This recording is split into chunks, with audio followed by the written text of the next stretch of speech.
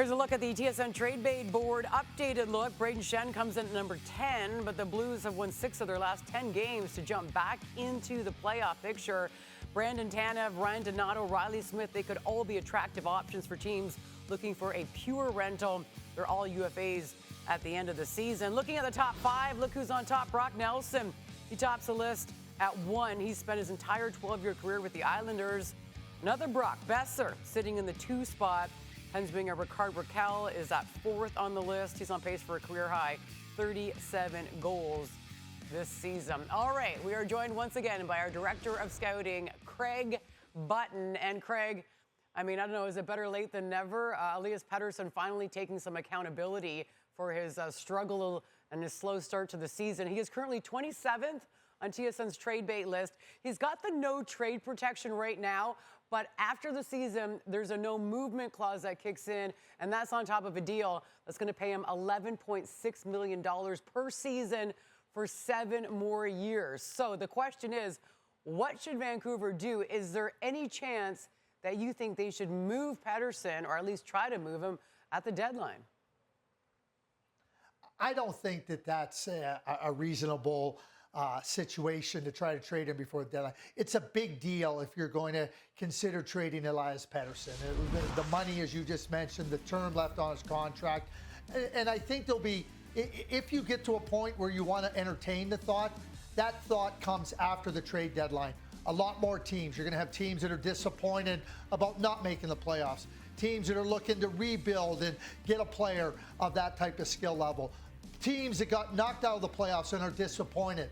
So I think for the Vancouver Canucks, it just doesn't make sense to try to explore any type of a trade with Pettersson prior to the trade deadline. After that, as you point out, Jen, July 1st is when the no move clause kicks in. After that, Pettersson has all the control. But I'm with Rick Tocchet. I think the first thing and the most important thing for Pettersson is that, hey, listen, I haven't been good. Acknowledge it, own it. And everybody's right. You can't do anything about what's happened in the past. Get focused in on what's in front of you. Try to show that you're a very capable player, because he has shown that. The last calendar year, he hasn't.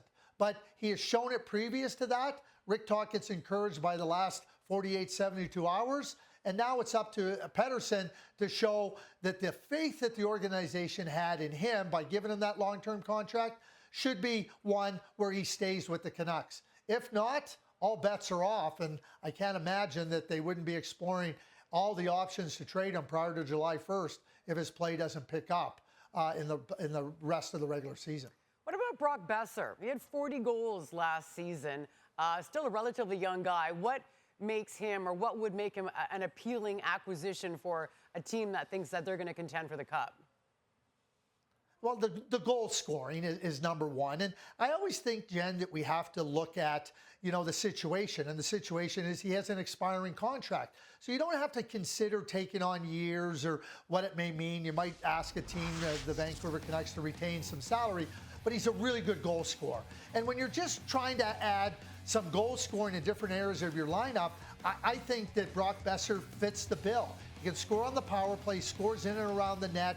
He doesn't need a lot of chances to score, and he's smart. He knows how to get open, get him with the right type of player, and I think that his game can really help a team. I look at the LA Kings, and I see a team that has kind of really not been really good offensively. I go back to 2012 and 2014. The LA Kings were in the exact same spot. And they acquired Jeff Carter in 2012 and Marian Gaborik in 2014.